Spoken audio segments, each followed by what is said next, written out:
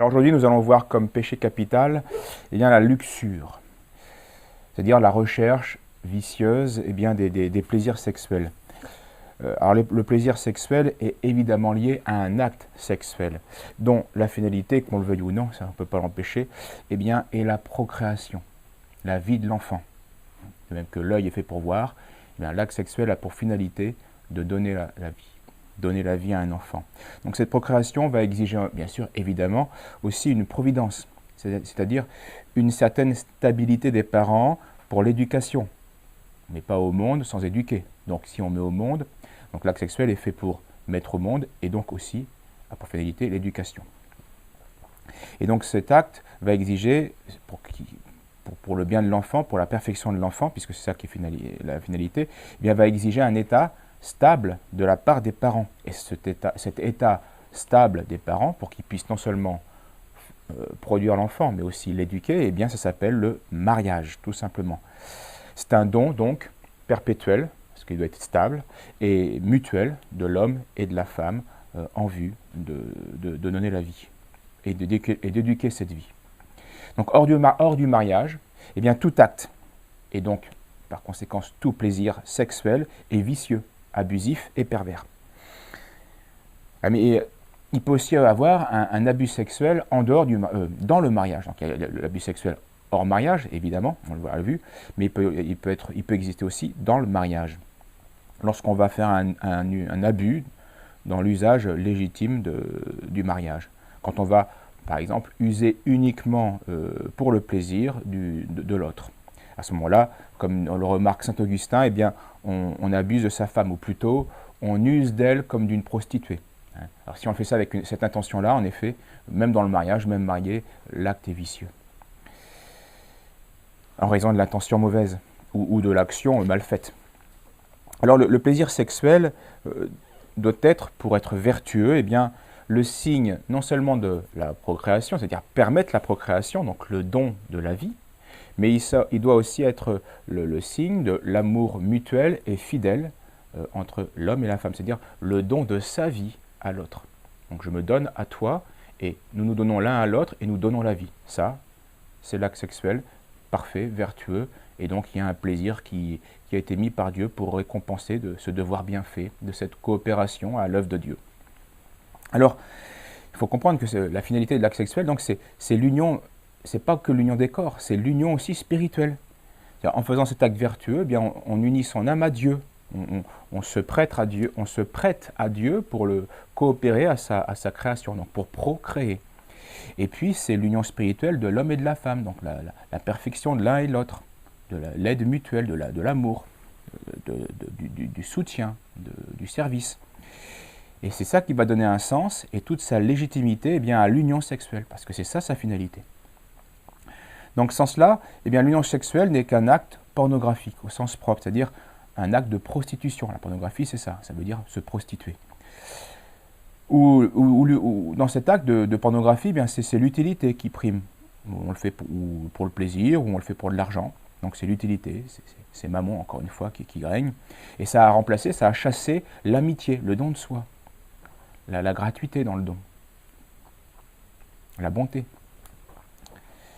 Donc la luxure, on le voit, mutile inévitablement l'homme en pervertissant tous les rapports de l'homme, par rapport à Dieu, par rapport à lui-même et par rapport au prochain. Alors le luxurieux, l'impur, va oublier Dieu. En faisant cela, bien sûr, il fait de son Dieu, il fait de son ventre un Dieu, disait saint Paul. Donc il remplace Dieu par une idole qui est son plaisir sexuel. Donc ce processus-là, on le voit bien, on le retrouve dans chaque péché qui revient en fait à idolâtrer du relatif pour chasser l'adoration due à l'absolu, à Dieu. Ensuite, par rapport à soi, la luxure va déséquilibrer profondément toutes nos facultés, toutes les facultés humaines. Les facultés supérieures sont dominées par les inférieures. C'est une révolution. C'est les sens, c'est la chair qui va imposer à l'esprit, à la volonté, sa tyrannie, son caprice. L'homme ainsi gouverné par les sens cesse d'être vraiment raisonnable. Et il s'assimile par ce comportement, par cette défaite, à un animal, prisonnier de son instinct. Et ceci, bien sûr, nous fait beaucoup de mal, nous humilie, nous détruit.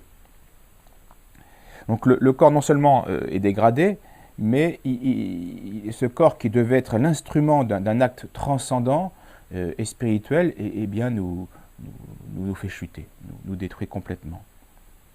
Il se détruit par la volupté, en s'enfermant dans une logique purement charnelle, jusqu'à des actes, on le sait, hein, malheureusement anormaux et même contre nature. Donc oublieux de sa nature humaine, il profane la créature qu'il est, il souille son âme, qui devait être un lieu de prière, et non un repère de brigands, et non d'immondice, hein, non pas un lieu d'immondice.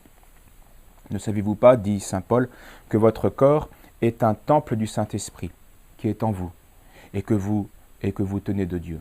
Glorifiez Dieu donc dans votre corps. Et on glorifiera Dieu si on fait un bon usage du corps. Mais retenons bien que le luxurieux a beau avoir du plaisir, il n'est pas heureux, parce qu'il sent très bien après son action, eh bien qu'il s'est fait dominer. Son esprit, son âme a été dominée. Et ça, qu'il le dise ou pas, il le sent très bien. Ensuite, la luxure va bien sûr pervertir nos rapports avec le prochain. La luxure emprisonne l'homme dans son moi. Hein, c'est un mouvement philotique, un amour de soi déréglé. Ça tout à fait opposé au don de soi. C'est un mouvement égoïste qui part donc de soi pour aboutir à soi. Il n'y a pas de don. On profite de l'autre, on se sert de l'autre, comme d'une serviette, comme l'expression le dit. Donc il ne donne rien, il prend tout par contre. Parfois il prend l'honneur, parfois la vie pour assouvir ses vices, mais en tout cas il prend tout dans le sens qu'il prend toute la dignité de l'autre pour la mépriser. Donc le luxurieux, l'impur, va réduire la personne à son apparence extérieure, à son utilité, ou à sa jouissance passionnée, recherchée. Bref, à un objet, à un instrument de plaisir.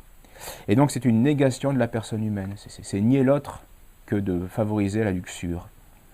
C'est là où on voit l'imposture de notre société moderne, apostate, qui d'un côté n'a à la bouche que la dignité de la personne humaine, puis de l'autre côté, pour l'argent, pour l'utilité, pour le vice, favorise toutes les perversions sexuelles. Publicité, films, etc.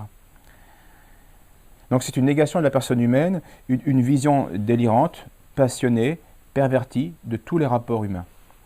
Cette maladie donc, du plaisir sexuel est la plupart du temps une maladie mortelle, évidemment, elle tue l'âme. Et elle est en tout cas très pernicieuse, et parfois elle va même jusqu'à la folie.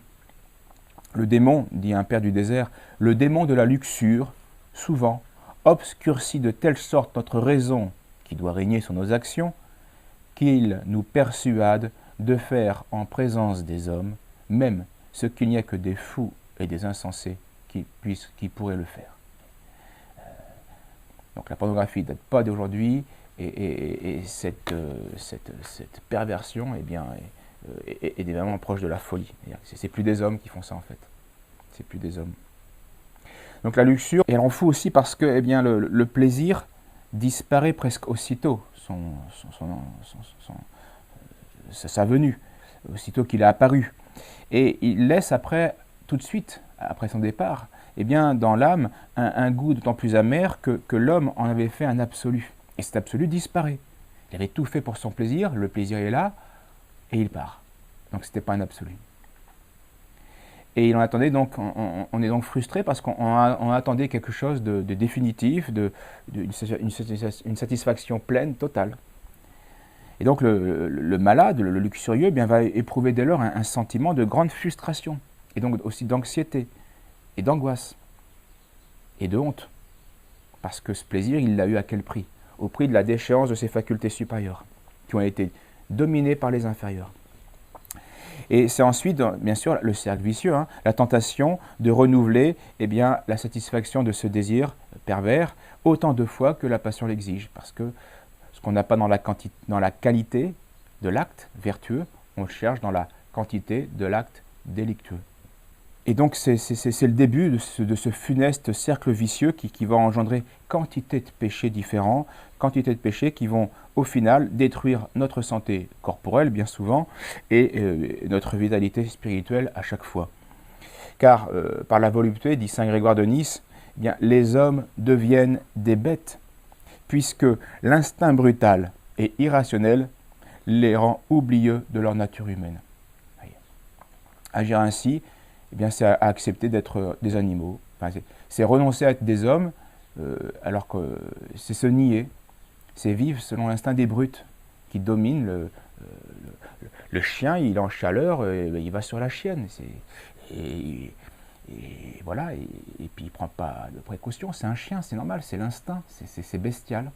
Et malheureusement, les hommes qui sont atteints par ce vice, eh bien, oublient leur nature humaine et donc deviennent comme des bêtes, dit saint Grégoire de Nice. Concluons par une remarque, pour montrer combien ce péché est capital, au sens qu'il engendre des péchés, pour assouvir son vice, mais aussi capital dans le sens dramatique dans le cadre du salut. La bienheureuse Vierge Marie, apparaissant à ses 3 bergers, à ses 3 enfants à Fatima en 1917, eh bien, leur confiait que c'était ce péché de l'impureté, ce péché de la luxure, qui conduisait le plus d'âmes en enfer. Donc c'est certainement, en ce sens-là, il est capital, puisque ce péché apporte un très grand plaisir, donc il attire beaucoup de gens et beaucoup de personnes. Il tente très facilement, mais il est funeste au plus haut point, puisque c'est par ce péché-là, principalement, que se damnent, que se perdent la plupart des hommes. Voilà, la prochaine fois, nous verrons l'avarice. Merci et à bientôt.